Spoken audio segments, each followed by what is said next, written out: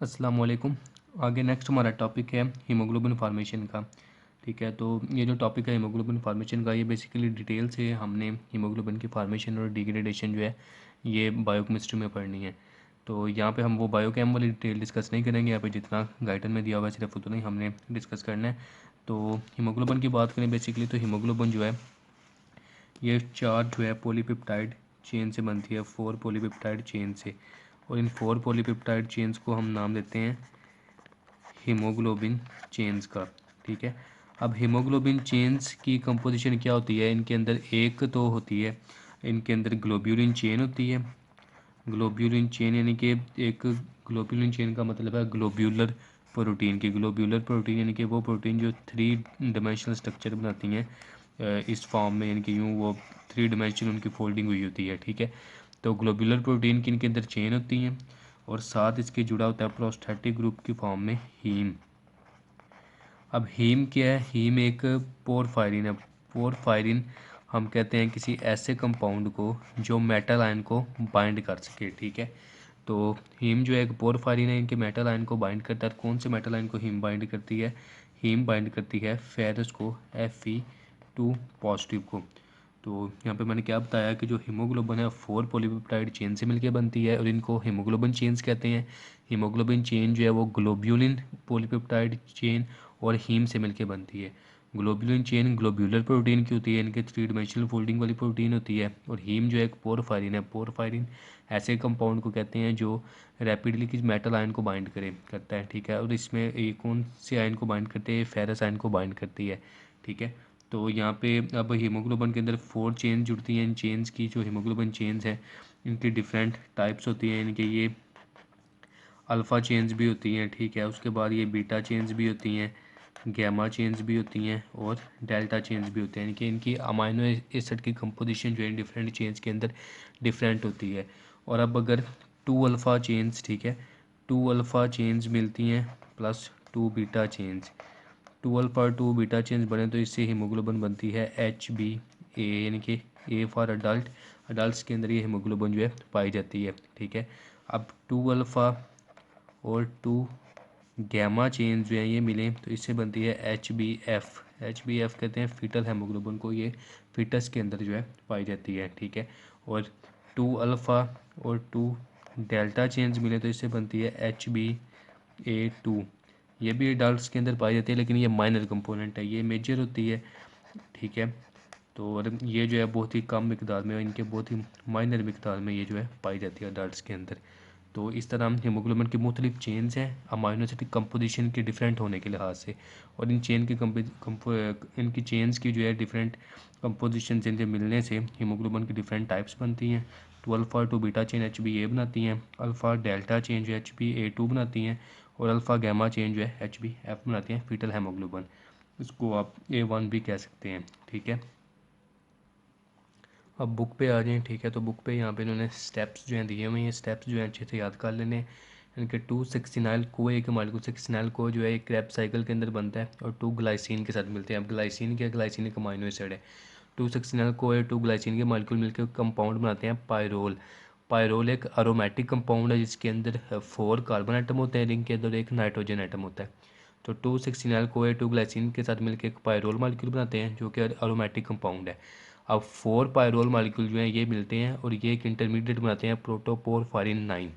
ठीक है, प्रोटोपोरफायरिन 9 जो है ये इंटरमीडिएट है हीम सिंथेसिस के अंदर। प्रोटोपोरफायरिन 9 जो है जब आयरन के साथ मिल जाता है तो इससे बन जाता है हीम। अब हीम जो है मैंने बताया कि हीम जो है एक पॉलीपेप्टाइड चेन के साथ मिलकर बनाता है हीमोग्लोबिन चेन। और हीमोग्लोबिन चेन जो हैं 4 हीमोग्लोबिन चेन मिलती हैं। ठीक है, और वो बनाती हैं हेमोग्लोबिन। अब 2 अल्फ़ा 2 बीटा चेन मिले तो इससे बनती है हीमोग्लोबिन A।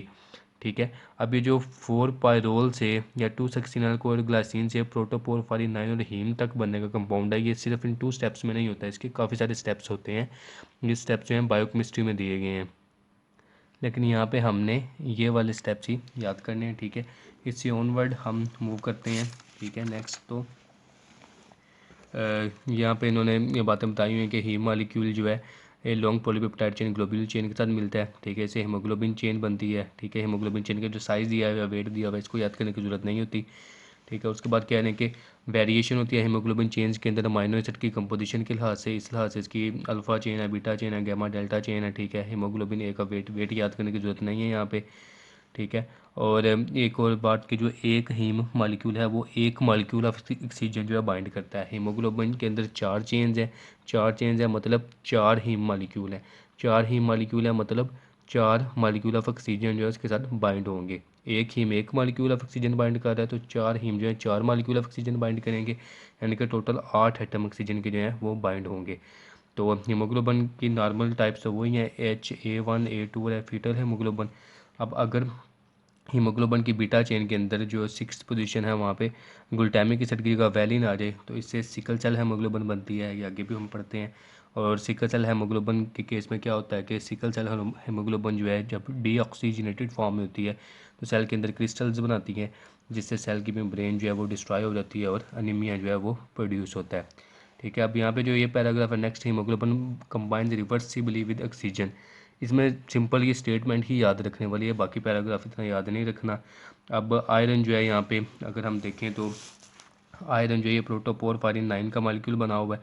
इसके सेंटर में आयरन है। आयरन 4 बॉन्ड्स बना रहा होता है नाइट्रोजन के साथ। एक बॉन्ड इसका इसी के स्ट्रक्चर के अंदर हिस्टिडीन मॉलिक्यूल के साथ भी होता है आयरन का, और ऑक्सीजन के साथ एक कोऑर्डिनेट कोवलेंट बॉन्ड से जुड़ा हुआ है। तो इस तरह ऑक्सीजन जो है कोऑर्डिनेट कोवलेंट बॉन्ड से जुड़ती है इसके साथ और रिवर्सिबली जुड़ती है। लंग्स के अंदर ऑक्सीजन जो है हीमोग्लोबिन पे लोड होती है और टिश्यू में जाके अनलोड हो जाती है। ये रिवर्सिबल बाइंडिंग होती है। इसमें जस्ट ये बात याद रखनी है, बाकी पैराग्राफ को रट्टा लगाने की ज़रूरत नहीं है। आगे नेक्स्ट हम आयरन ट्रांसपोर्ट की बात कर लेते हैं। अब फूड के अंदर जो आयरन है इसको स्टमक जो है फ्री करता है फूड से। ठीक है। अब फ्री फॉर्म में आयरन जो है वो रीच करता है ड्यूटीनम के अंदर। ठीक है। अब ड्यूटीनम के अंदर कुछ आयरन जो है कंबाइन फॉर्म में हीमोग्लोबिन मायोग्लोबिन के फॉर्म में कंबाइन फॉर्म में भी यहाँ पे पहुँचता है। ठीक है। तो अब क्या होता है कि जो बाइल है जो आ रहा है ड्यूटीनम के अंदर स्मॉल इंटेस्टाइन के अंदर लिवर से, उसके अंदर एक प्रोटीन होती है, इसको नाम दें एपोट्रांसफरिन का। ठीक है। ये एपोट्रांसफरिन प्रोटीन जो है ये स्मॉल इंटेस्टाइन या ड्यूटीनम के अंदर बाइंड करती है आयरन के साथ और आयरन के जो कंपाउंड्स हैं हीमोग्लोबिन मायोग्लोबिन उनके साथ, और ये कन्वर्ट हो जाती है ट्रांसफरिन के अंदर। इनके अब प्रोटीन ने बाइंड कर लिया आयरन को और ये बना देती है ट्रांसफरिन। अब ट्रांसफरिन के लिए यहाँ पे इसकी ड्यूडेनम की ब्रेन जो है मुकोजा जो है इसके ऊपर रिसेप्टर्स बड़े होते हैं, रिसेप्टर के साथ जुड़ती है और यहाँ से ये ट्रांसपोर्ट हो जाती है ब्लड के अंदर और यहाँ पे बनाती है प्लाज्मा ट्रांसफरिन, यानी कि ब्लड प्लाज्मा के अंदर आयरन और एपोट्रांसफरिन का जो कंपोजिशन है उसको कह देते हैं हम प्लाज्मा ट्रांसफरिन। अब प्लाज्मा ट्रांसफरिन जो है आयरन को ट्रांसपोर्ट करती है ब्लड प्लाज्मा के अंदर। ठीक है। यहाँ से इसको लेके जाती है लिवर के अंदर। अब लिवर के अंदर आयरन पहुँचता है तो यहाँ पे लिवर सेल्स के अंदर प्रोटीन पड़ी होती है एपोफेरेटिन। ठीक है। अब ये एपोफेरेटिन प्रोटीन जो है आयरन को बाइंड करती है और ये चेंज हो जाती है फेरेटिन के अंदर। अब फेरेटिन आयरन की स्टोर्ड फॉर्म है लिवर के अंदर। ठीक है। अब एक और प्रोटीन होती है आयरन को स्टोर करने की के लिए, उसको हम नाम देते हैं हीमोसिड्रिन का। ठीक है। हीमोसिड्रिन। अब हीमोसिड्रिन के साथ आयरन उस वक्त बाइंड करता है जब सारी की सारी फेरेटिन प्रोटीन जो है जो यूज़ अप हो जाए, यानी कि फेरेटिन स्टोरेज पूल से ज़्यादा हो जाए आयरन, तो उस वक्त हीमोसिड्रिन के साथ आयरन जो है बाइंड करता है। अब फेरेटिन या हीमोसिड्रिन से आयरन जो है बॉडी की नीड्स के अकॉर्डिंग जो है यहाँ से रिलीज होता रहता है और बॉडी सेल्स में यूज़ होता है। उसके अलावा आयरन जो है ट्रांसपोर्ट होता है बोन मैरो के पास। ठीक है। बोन मैरो में और जो रेड ब्लड सेल के प्रिकर्सर हैं वहाँ पे एरिथ्रोब्लास्ट हैं, जिनके अंदर हीमोग्लोबिन सिंथेसिस जो है वो चल रही है, वहाँ पे ट्रांसपोर्ट होता है और वहाँ पे आयरन जो है अपना रोल प्ले करता है हीमोग्लोबिन सिंथेसिस के अंदर और हीम बनाने के अंदर। ठीक है। तो क्या हुआ, आयरन फूड में था, स्टमक एसिडिटी ने आयरन को फ्री किया, कुछ फ्री आयरन पहुंचा, कुछ कंबाइंड फॉर्म में आयरन पहुंचा। तो बाइल के अंदर मौजूद थी एपोट्रांसफरिन, वो आयरन को बाइंड करती है और आयरन की एब्जॉर्प्शन करवाती है इंटेस्टाइन से। उसके बाद आयरन जो है प्लाज्मा के अंदर पहुंचा, तो प्लाज्मा के अंदर भी ये ट्रांसफरिन फॉर्म में एपोट्रांसफरिन के साथ बाइंड करके जो है ट्रांसपोर्ट होता है, लिवर के अंदर ही स्टोर होता है। उसके अलावा बोन मैरो में पहुंचता है, बोन मैरो में इसका यूज़ होता है और स्टोरेज फॉर्म इसकी कौन सी है, फेरेटिन है और हीमोसिड्रिन है। अब यहाँ पे बुक पे आ जाएँ तो यहाँ पे बताया गया कि आयरन जो है हीमोग्लोबिन मायोग्लोबिन उसके अलावा साइटोक्रोम के अंदर, साइटोक्रोम जो है ये प्रोटीन कम्प्लेक्सेस होते हैं इलेक्ट्रॉन ट्रांसपोर्ट चेन में, इनका कंपोनेंट है। उसके अलावा एंजाइम है साइटोक्रोम ऑक्सीडेज कैटालेज। ठीक है। परऑक्सीडेज में आयरन जो है मौजूद होता है। अब आयरन की बॉडी के अंदर क्वांटिटी कितनी होती है, 4 to 5 ग्राम है, जिसमें सबसे ज़्यादा 65% हीमोग्लोबिन में होता है, 4% मायोग्लोबिन में होता है, उसके अलावा 1% जो है अदर हीम कंपाउंड्स के अंदर होता है, ठीक है। और बाकी आयरन की तकरीबन 15 to 30% जो है स्टोरेज फॉर्म होती है। आयरन के स्टोर कहाँ हुआ होता है, रेटिकुलर एंडोथेलियल सिस्टम के अंदर, ये मैक्रोफेजिस का सिस्टम है, मैक्रोफेजिस के कम्बिनेशन को कहते हैं। उसके अलावा लिवर पैरेन्काइमा सेल के अंदर जो है स्टोर हुआ होता है। अब यहाँ पे ट्रांसपोर्ट और स्टोरेज आयरन की बताई हुई है कि प्लाज्मा के अंदर जो है ट्रांसफरिन के साथ जुड़ के जो है ट्रांसफरिन फॉर्म में जो है स्टोर ट्रांसपोर्ट होता है, ठीक है। अब ट्रांसपोर्ट होकर ये लीवर के पास पहुँचता है, ठीक है। और लीवर हेपेटोसाइट में वहाँ पे स्टोर होता है एपोफेटिन के साथ बाइंड करके, फैटिन फॉर्म में। ये वेट जो है याद करने की ज़रूरत नहीं होती। उससे ऑनवर्ड फिर यहाँ पे बताया गया कि स्मॉल क्वांटिटी जो है इसकी हीमोसिडिन फॉर्म में भी स्टोर होती है। अब हीमोसिडिन के साथ आयरन जो है वो लार्ज जो है पार्टिकल्स बनाता है, ठीक है। जबकि उसके साथ जो दूसरी प्रोटीन है फैटिन, उसके साथ इसके पार्टिकल जो हैं वो स्मॉल होते हैं। अब जो रेड ब्लड सेल्स की जो प्रीकर्सर एरिथ्रोब्लास्ट हैं, ठीक है, उनकी सेल मेम्ब्रेन पे भी रिसेप्टर मौजूद होते हैं ट्रांसफरिन मॉलिक्यूल के लिए। तो इस तरह ट्रांसफरिन जो है उन प्रीकर्सर तक भी आयरन ट्रांसपोर्ट करती है हीमोग्लोबिन सिंथेसिस के लिए, ठीक है। अब अगर आयरन की कमी हो या ट्रांसफरिन की जो आयरन के ट्रांसपोर्ट में रोल प्ले कर रही है उसकी कमी हो जाए, तो आयरन जो है एरिथ्रोब्लास्ट तक नॉर्मली नहीं पहुंच पाता आयरन की नॉर्मल क्वांटिटी जितनी रिक्वायर्ड है, तो उससे नॉर्मल अमाउंट में हीमोग्लोबिन नहीं बनती। तो हीमोग्लोबिन की कमी की वजह से एनीमिया डेवलप होता है। और ऐसे एनीमिया को, जिसमें हीमोग्लोबिन सेल के अंदर कम है, इसको नाम देते हैं हाइपोक्रोमिक एनीमिया, ठीक है। हाइपोक्रोमिक एनीमिया में आरबीसी का साइज़ भी नॉर्मल से कम होता है क्योंकि हीमोग्लोबिन कंटेंट कम होता है उसके साइटोप्लाज्म के अंदर। तो इसको माइक्रोसिटिक एनीमिया भी कहते हैं, जो आयरन डेफिशिएंसी से राइज करता है, ठीक है। उसके बाद आयरन का बता रहे हैं कि 120 डेज़ के बाद आरबीसी टूट जाते हैं, हीमोग्लोबिन जो रिलीज होती है इसको मैक्रोफेज है वो आगे फैगोसाइटोसिस कर लेते हैं, ठीक है। और आयरन जो फैटिन फॉर्म में स्टोर हुआ है और बॉडी की नीड्स के मुताबिक यहाँ से रिलीज होता है। डेली लॉस आयरन का कितना होता है, 0.6 मिलीग्राम होता है। और फीकल लॉस होता है। और ब्लीडिंग के केस में या मेंस्ट्रुअल साइकिल जो है वुमन में उनकी उसकी वजह से वुमन के अंदर 1.3 मिलीग्राम पर डे जो है लॉस होता है। अब इंटेस्टाइन से आयरन की एब्जॉर्प्शन हो रही है, यहाँ पे भी वो लिखा हुआ है कि जो आयरन है एपोट्रांसफिन बाइल के अंदर रिलीज होती है, वो बाइंड करती है ड्यूटेरियम के अंदर आयरन के साथ, उसकी जो है एब्जॉर्प्शन करवा दी है। लेकिन एब्जॉर्प्शन आयरन की जो है एक स्लो प्रोसेस है। उसके बाद आयरन की जो रेगुलेशन है, मोस्ट ऑफ दी जो अदर मिनरल्स होते हैं बॉडी के अंदर उनको रेगुलेट किया जाता है एक्सक्रीशन की वजह से। अगर बॉडी के अंदर उनकी कंसनट्रेशन ज़्यादा हो जाए तो उनको एक्सक्रीट कर दिया जाता है। लेकिन आयरन को एक्सक्रीशन के ज़रिए रेगुलेट नहीं किया जाता, बल्कि इसको एब्जॉर्प्शन के ज़रिए रेगुलेट किया जाता है। अगर नीड ज़्यादा हो बॉडी के अंदर तो इसकी एब्जॉर्प्शन इंक्रीज़ हो जाती है, अगर कम नीड है तो इसकी एब्जॉर्प्शन जो है बॉडी के अंदर कम हो जाती है। नेक्स्ट लाइफ स्पैन पे आ जाए रेड ब्लड सेल की। तो रेड ब्लड सेल का नॉर्मल जो लाइफ स्पैन होता है 120 डेज़ होता है। अब 120 डेज़ के बाद रेड ब्लड सेल्स जो हैं ये डिस्ट्रॉय हो जाते हैं। अब इनके अंदर माइटोकॉन्ड्रिया, गोल्गी ऑपरेटर्स वगैरह ये तो नहीं होते, लेकिन इनके अंदर कुछ कहने के कुछ एंजाइम्स जो हैं वो मौजूद होते हैं, जिसकी वजह से ये ग्लूकोज को मेटाबलाइज करके कुछ हद तक एटीपी जो है वो सिंथेसाइज कर लेते हैं।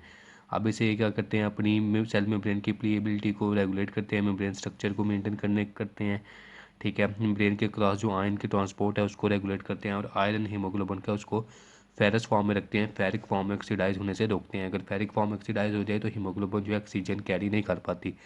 उसके अलावा सेलुलर प्रोटीन्स जो हैं इसके अंदर उनकी ऑक्सीडेशन को रोकते हैं। तो लेकिन जैसे जैसे टाइम गुजरता है तो मेटाबॉलिक मशीनरी जो है आरबीसी की ओल्ड हो जाती है और इसकी मेम्ब्रेन जो है वो भी वीक और फ्रेजाइल होना शुरू हो जाती है। ऐसा क्यों होता है, नॉर्मली एक सेल के अंदर जो है न्यूक्लियस जब मौजूद होता है तो न्यूक्लियस के अंदर मैसेंजर आरएनए ट्रांसक्रिप्शन होती है, उसके बाद ट्रांसलेशन होती है, प्रोटीन जो है बनती रहती हैं, प्रोटीन्स की रिसाइकलिंग होती है, पुरानी प्रोटीन टूटती है, न्यू प्रोटीन्स बनती है। इस तरह सेल्स जो है वो ज़्यादा देर तक जिंदा रहता है। लेकिन चूँकि रेड ब्लड सेल के अंदर न्यूक्लियस नहीं है तो इसके अंदर प्रोटीन की रिसाइकलिंग जो है वो नहीं हो रही, न्यू प्रोटीन्स नहीं बन रही होती, ठीक है, ओल्ड प्रोटीन्स की रिसाइकलिंग नहीं हो रही होती। तो आस्ता आस्ता क्या होता है कि सेल का मेटाबॉलिक सिस्टम जो है वो भी वीक हो जाता है और सेल की मेम्ब्रेन जो है वो भी वीक हो जाती है। अब इनकी ज़्यादातर डिस्ट्रक्शन जो है वो होती है स्प्लीन के अंदर, क्योंकि रेड ब्लड सेल का साइज़ होता है 8 माइक्रोमीटर, जबकि स्प्लीन के अंदर जो ट्रेबिकुलर स्पेसिस होती है, इनके इस तरह ट्रेबिकुली का जो है नेटवर्क बना होता है, उसके दरमियान के एक जालीनुमा स्ट्रक्चर जो है वो बना होता है, उसके दरमियान से ब्लड सेल्स इन्हें गुजरना होता है। तो उनके सुराख जो स्प्लीन के अंदर है उनका 3 माइक्रोमीटर जो है वो साइज़ होता है। अब नॉर्मल सेल जो है वो तो फोल्ड होकर स्क्वीज़ करके, ठीक है, सुकड़ के इस 3 माइक्रोमीटर साइज़ में से गुजर जाता है। लेकिन ओल्ड सेल की जो मेम्ब्रेन वीक हो चुकी होती है वो 3 माइक्रोमीटर के इन सुराहों से नहीं गुजर पाते, ठीक है, और वो डिस्ट्रॉय हो जाते हैं, ठीक है, उनकी मेम्ब्रेन जो है वो रप्चर कर जाती है। अब जब सेल टूट जाता है तो क्या होता है कि सेल के अंदर जो हीमोग्लोबिन थी वो रिलीज़ हो जाती है और हीमोग्लोबिन को फैगोसाइटोसिस कर लेते हैं हीमोग्लोबिन की मैक्रोफेजिस, ठीक है। उसके बाद मैक्रोफेजिस की क्या होता है कि मैक्रोफेजिस के अंदर हीमोग्लोबिन को तोड़ा जाता है, ठीक है। अब हीमोग्लोबिन को तोड़ के आयरन जो है वो रिलीज़ कर दे जाता है। अब आयरन क्या करता है, बाइंड करता है, फिर एपोट्रांसफेरिन के साथ ट्रांसफेरिन मॉलिक्यूल बनाता है और उस फॉर्म में ट्रांसपोर्ट हो जाता है बोन मैरो के अंदर या लिवर के अंदर, या स्टोरेज के लिए या न्यू रेड ब्लड सेल जो सिंथेसाइज करने के लिए। अब बाकी जो स्ट्रक्चर प्रोटोपोरफायरिन 9 और बाकी जो स्ट्रक्चर बचता है हीमोग्लोबिन का, उसको कन्वर्ट कर दिया जाता है बिलीरुबिन में। बिलीरुबिन जो है ये एक ऑरेंज येलोइश सा कंपाउंड होता है, ठीक है। अब बिलीरुबिन को ये बाइल के अंदर रिलीज़ किया जाता है और बाइल्स के ज़रिए रिलीज़ किया जाता है इंटेस्टाइन में, और इंटेस्टाइन से इसको जो फीसिस के ज़रिए लॉस हो जाता है इसका, ठीक है। अब बाइल की अगर कंसनट्रेशन ब्लड के अंदर इंक्रीज़ हो जाए, बाइल के बिलीरुबिन की कंसनट्रेशन अगर इंक्रीज़ हो जाए तो इससे प्रोड्यूस होता है जॉन्डिस, जिसमें स्किन जो है वो भी येलोइश हो जाती है, आइज येलोइश हो जाती हैं, ठीक है। ये पूरा बिलीरुबिन का और जॉन्डिस का टॉपिक जो है ये भी डिटेल से बायोकेमिस्ट्री के अंदर मौजूद है, ठीक है। उधर ये बायोकेमिस्ट्री के अंदर डिटेल से पढ़ा जाएगा, इधर के लिए इतनी काफ़ी है, ठीक है।